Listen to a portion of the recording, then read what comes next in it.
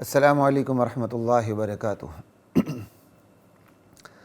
بسم اللہ الرحمن الرحیم، والصلاة والسلام علی رسولہ الکریم وعلی آلہ وصحبہ اجمعین ومن تبعہم بإحسان الی یوم الدین، اما بعد۔ خواتین و حضرات، پیمانہ زندگی کے ساتھ خلیق الرحمن آپ سے مخاطب ہے۔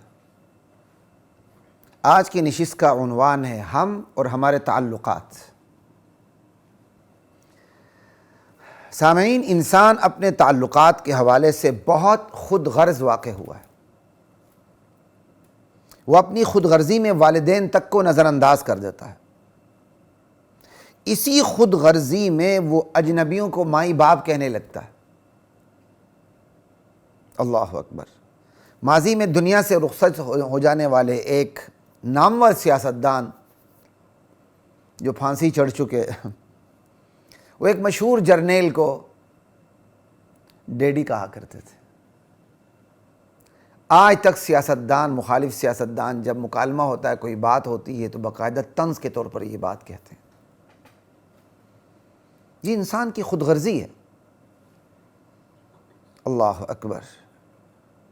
کہ والدین کو نظر انداز کر دیتا ہے، جو والدین نہیں ہوتے ان کو مائی باپ کہنے لگتا ہے۔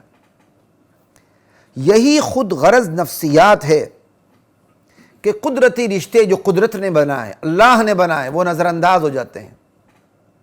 مصنوعی رشتے پروان چڑھتے ہیں۔ مصنوعی رشتے، میں ان کو آرٹیفیشل رشتے کہتا ہوں، ٹھیک ہے؟ آرٹیفیشل، خیر مصنوعی کا صحیح ترجمہ ہو گیا۔ مصنوعی رشتے پروان چڑھتے ہیں۔ حضرت انسان کی اس نفسیاتی کمزوری کے پیش نظر قرآن کریم نے انما اموالکم و اولادکم فتنہ، یہ ارشاد فرما کر انسان کو حقیقی رشتوں تک کے معاملے میں چکنا کر دیا ہے۔ اپنا وہ مال جو وہ خود کماتا ہے اللہ کے حکم سے، جو اس کا جو مجازی مالک ہے، اس تک کے بارے میں اللہ نے اسے چکنا کر دیا۔ اسی انسان کی خود غرض نفسیات کو دیکھتے ہوئے کہ تمہارا مال جسے تم اپنے ہاتھوں سے کماتے ہو یا تمہیں وراثت میں ملتا ہے، یہ بھی تمہارے لیے آزمائش ہے۔ وَأَوْلَادُكُمْ فِتْنَةٌ، یہ جو تمہاری اولاد ہے، جو تم سے پیدا ہوئی ہے، تم اس کے ذریعہ بنے ہو، یہ بھی تمہارے لیے آزمائش ہے۔ اولاد کا مطلب یہ نہیں ہے کہ بس تم ان کے معبود بن گئے، تم ان کے خالق بن گئے، یا تمہارا ایسا یعنی زبردست قسم کا رشتہ ہے جو دین بدلنے پر بھی ختم نہیں ہو سکتا، ٹوٹ نہیں سکتا، تم نے جنت میں بھی ایک ساتھ ہونا ہے یا جہنم میں بھی ایک ساتھ ہونا ہے، یعنی اس میں ناپائیداری نہیں آ سکتی، ایسا نہیں ہے۔ تو قرآن نے تو حقیقی رشتوں تک کے متعلق چکنا کر دیا ہے کہ بھائی حقیقی رشتہ بھی آزمائش ہے۔ تو جو حقیقی رشتہ نہیں تو کیا وہ آزمائش نہیں ہوگا؟ وہ بھی آزمائش ہوگا۔ اچھا، قرآن نے تو سورہ ممتحنہ میں یہ ارشاد فرما کر کہ عَسَى اللَّهُ أَن يَجْعَلَ بَيْنَكُمْ وَبَيْنَ الَّذِينَ عَادَيْتُم مِّنْهُم مَّوَدَّةً، کچھ بعید نہیں کہ آج جو تمہارے درمیان، تمہارے اور جن کے درمیان عداوت ہے، دشمنی ہے، ہو سکتا ہے کہ اللہ اپنی مہربانی سے ان دشمنوں کو اسلام کی دولت سے مالا مال کر کے تمہارا بھائی بنا دے، تم میں محبت پیدا کر دے۔ وہ آج دشمن بنا ہوا ہے، تمہارا حقیقی بھائی بھی ہو سکتا ہے، مسلمان نہیں ہے۔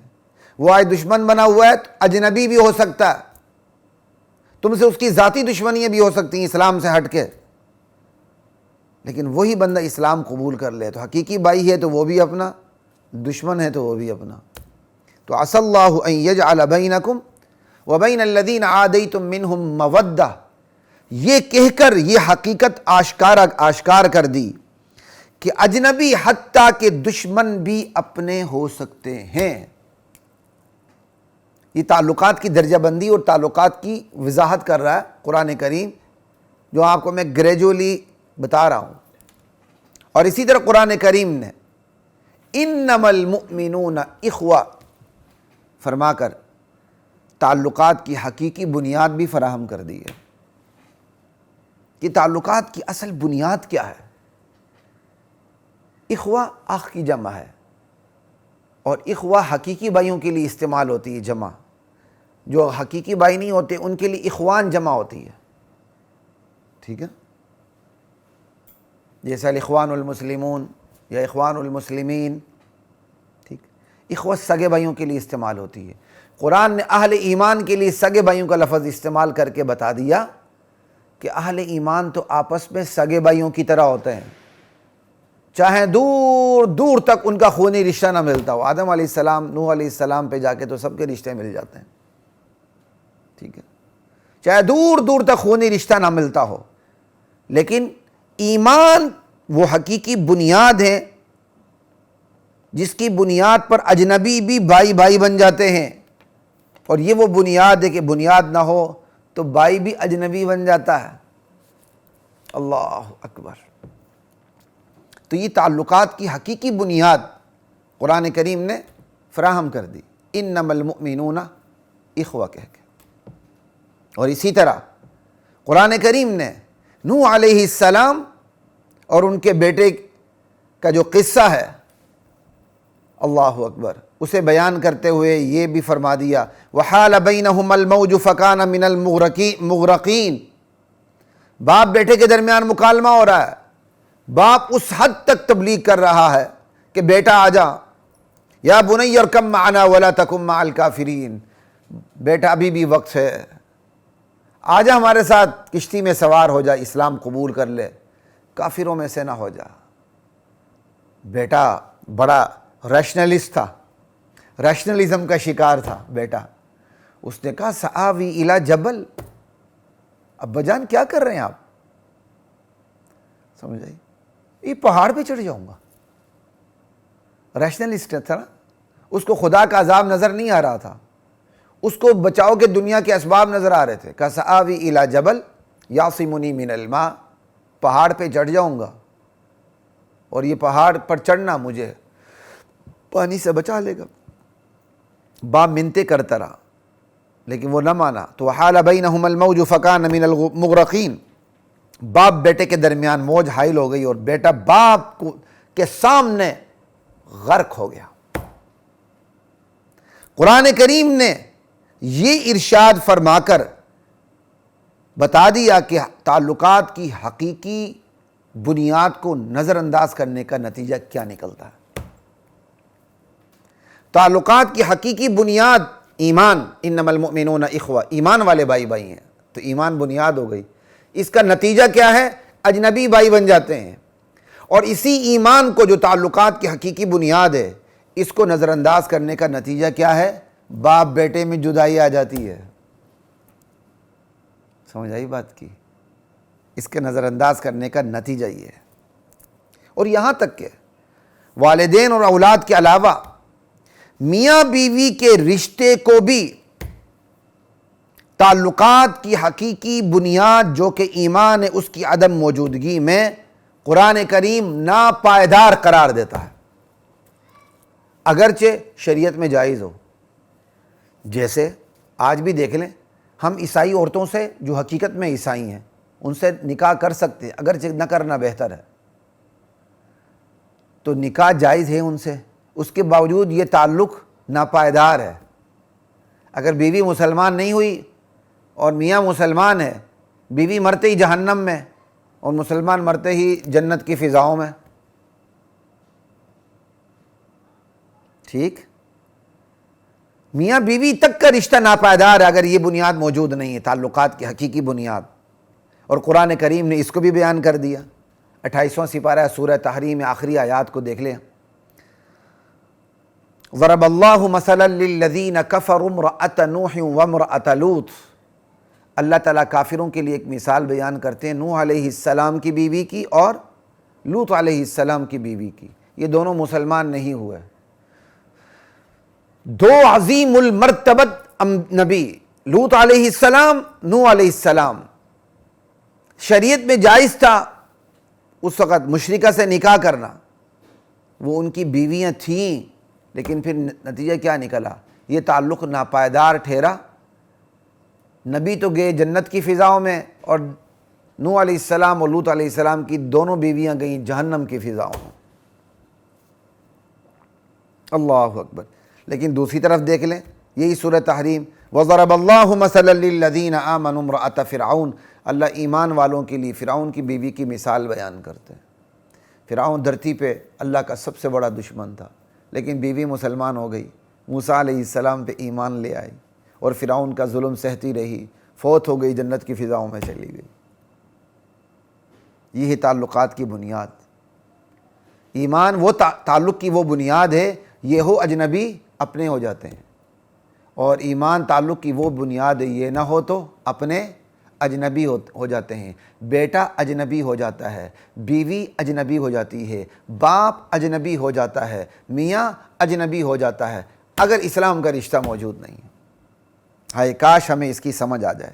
جبکہ اسلام کا کلمہ پڑھنے کے باوجود ہمارے تعلقات اصول قرآن کے تابع نہیں ہوتے، وہ اصول جو قرآن کریم نے بیان کی ہے، اصول اسلام کے تابع نہیں ہوتے. ہمارے تعلقات مفادات کے تابع ہوتے ہیں. ہم تو مفاد میں تو کھوتے کو بھی باپ بنا لیتے ہیں، مفاد نہ ہو تو باپ کو بھی کھوتے کے درجے پہ لے آتے ہیں.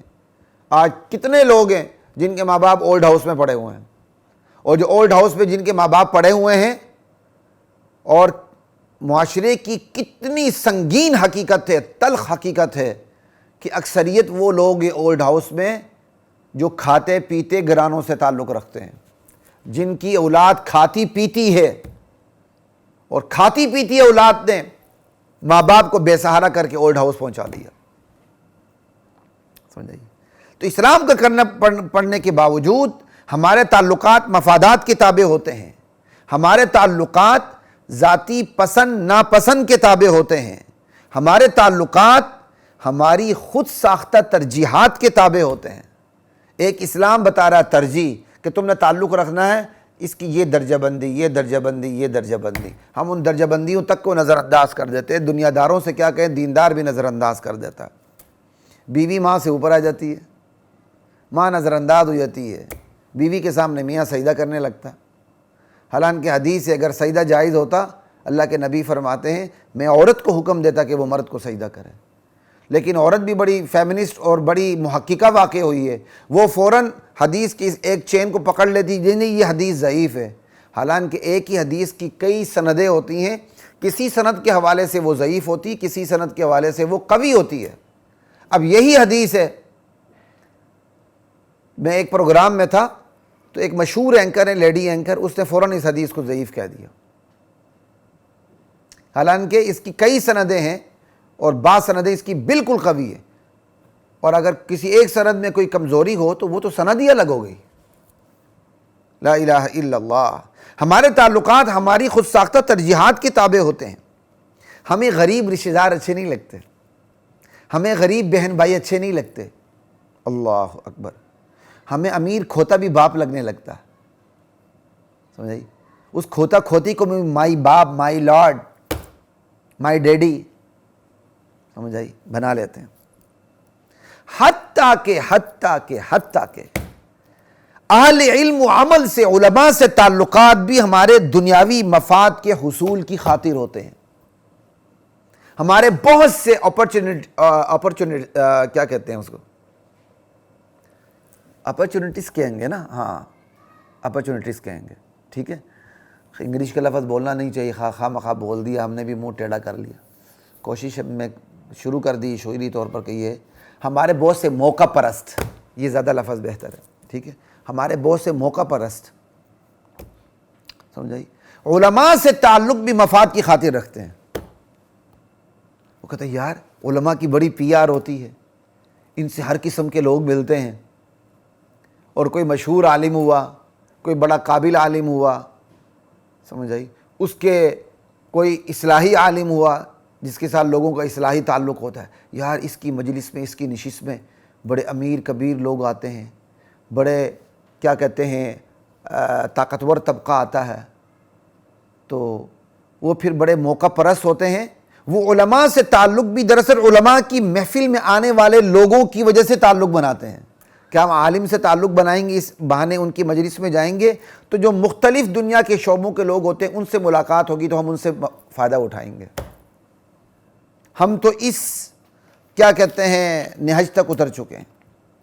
اللہ اکبر کبیرہ والحمدللہ کثیرہ۔ یہی وجہ ہے کہ پھر سدھار نہیں آتا، یہی وجہ ہے نہ انفرادی زندگی میں نہ اجتماعی زندگی میں سلجھنیں رہتی ہیں، سلجھن ہوتی ہے، بلکہ الجھنیں ہی الجھنیں رہتی ہیں۔ اللہ اکبر۔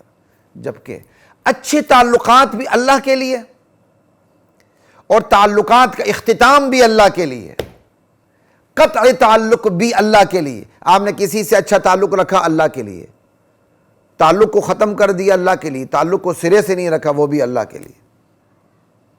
شاید حدیث کے مختصر حدیث میں یا کسی حدیث میں بیان کر چکا ہوں یہ حدیث، من احب للہ وابغض للہ واعطى للہ ومنع للہ فقد استکمل الایمان۔ جس نے محبت رکھی اللہ کے لیے، جس نے بغض، دشمنی، عداوت رکھی کسی سے اللہ کے لیے، اور جس نے کیا کہتے ہیں کسی کو کچھ دیا اللہ کے لیے، کسی نے کسی کو نہ دیا، روک لیا، دینا روک لیا، نہیں دینا، وہ بھی اللہ کے لیے اس نے یہ کام کیا، تو فقد استکمل الایمان، اس نے اپنے ایمان کو مکمل کر لیا۔ تو یہ حدیث ہمیں تعلقات کی بنیاد فراہم کرتی ہے۔ یہ ہے حقیقی تعلقات کی بنیاد، بس جس میں اپنا بھی اجنبی ہو سکتا ہے، جس میں اجنبی بھی اپنا ہو سکتا ہے، اپنا بھی محروم ہو سکتا ہے، اور جو اجنبی ہے وہ مستفید ہو سکتا ہے۔ دراصل ہمارے تعلقات بھی آزمائش ہیں ہماری زندگی کی طرح، یاد رکھیے ہمارے تعلقات بھی آزمائش ہیں ہماری زندگی کی طرح، لیبلوکم ایکم احسن عملا۔ ہماری پوری زندگی آزمائش ہے۔ کاش اس حقیقت کا ہمیں ادراک ہو جائے، کاش۔ یہ جو حقیقی تعلق کی بنیاد ایمان ہے، اس کی سب سے بہترین مثال آپ کو پتہ ہے کن کی ہے؟ صحابہ کی ہے۔ سب سے بہترین مثال حقیقی تعلقات کی کائنات میں صحابہ کی ہے، کائنات میں، انبیاء کے بعد امت میں صحابہ کی ہے۔ مہاجر انصار کیسے بھائی بھائی بن گئے، مواخات اسلام کے ماتھے کا جمر ہے۔ مہاجر انصار اجنبی تھے، کیسے سگے بھائیوں سے بھی آگے بڑھ گئے۔ یہ حقیقی تعلقات کی کائنات کی سب سے بہترین مثال ہے انبیاء کے بعد، سمجھ آئی؟ ورنہ باپ بیٹے کے درمیان بھی بہترین مثال انبیاء کی موجود ہے۔ ابراہیم علیہ السلام اور اسماعیل علیہ السلام کے درمیان دیکھ لیں، یوسف علیہ السلام اور یعقوب علیہ السلام کے درمیان دیکھ لیں۔ اللہ اکبر۔ اور بدترین مثال، کائنات کی بدترین مثالوں میں سے ایک مثال غیر حقیقی کیا کہتے ہیں جو تعلقات کی، جو اسلام کے مطابق تعلقات نہیں ہوتے، ان کی بدترین مثالوں میں سے ایک مثال، معذرت کے ساتھ، وہ ہمارے سیاستدان ہیں، جو ان میں سے بہت بڑی تعداد فیوڈلز کی ہے، جاگیرداروں کی ہے، اور وارثوں کا مال ہڑپ کرنے والوں کی ہے۔ یعنی ایک طرف وہ غریب رشتہ داروں کو نظر انداز کرتے ہیں، بہن بھائیوں کو وراثت نہیں دیتے، اور دوسری طرف اپنی جماعت کی قیادتوں کو مائی باپ بنا لیتے ہیں، ان کے وظیفے پڑھنے لگتے ہیں، ان کو ماں باپ کا درجہ دے دیتے ہیں، اور عین لمحے جن کو ماں باپ کا درجہ دیتا ہے وہ ان کو کھوتا بھی بنا لیتے ہیں۔ کیسے؟ جب وہ جماعت بدل لیتے ہیں۔ اب آپ دیکھیں، یعنی عین چند منٹ پہلے تک کیسے وہ اپنی قیادت کے فضائل بیان کر رہا ہوتا ہے ایک سیاستدان، جیسے ہی وہ جماعت بدلتا ہے تو کیسے وہ اپنی قیادت کے خلاف زبان کھولتا ہے، جیسے اس کی زبان کو بواسیر ہو چکی ہے۔ یعنی ایک لمحے میں ایسا انقلاب آ جاتا ہے۔ یہ ہے غیر حقیقی تعلقات کی بدترین مثال۔ تو خواتین و حضرات، اس دکھتے سلگتے موضوع پر میں نے آپ کے سامنے بات رکھی، ہم اور ہمارے تعلقات۔ اپنے تعلقات کو استوار کریں، صلہ رحمی سے کام لیں، دوستوں سے بھی اچھا تعلق رکھیں، اجنبیوں سے بھی اپنا تعلق رکھیں، لیکن تمام تعلقات میں، چاہے وہ ماں باپ کے ساتھ ہو تعلق، وہ میاں بیوی کے درمیان ہو، وہ اولاد کے درمیان ہو، اساتذہ اور شاگردوں کے درمیان ہو، ہمسایوں کے درمیان ہو، اپنے کولیگز کے درمیان ہو، بنیاد ایک ہونی چاہیے۔ وہ ہمارے تعلقات اصول کی روشنی میں ہونے چاہیے، ذاتی مفاد، ذاتی پسند ناپسند، ذاتی ترجیحات نہیں، صرف اصول، وہ اصول اللہ نے فراہم کر دیا ہے۔ ایمان کے بعد جو پھر ہمارے اخلاقیات، معاملات سارے، اگر اس بنیاد پر ہم اپنے رشتے کو استوار کریں گے، ہماری زندگی میں سکھ ہی سکھ آئے گا، نہیں تو پھر ماں باپ کے درمیان بھی سکھ نہیں ہوگا، اولاد اور ماں باپ کے درمیان بھی نہیں ہوگا، میاں بیوی کے درمیان بھی نہیں ہوگا۔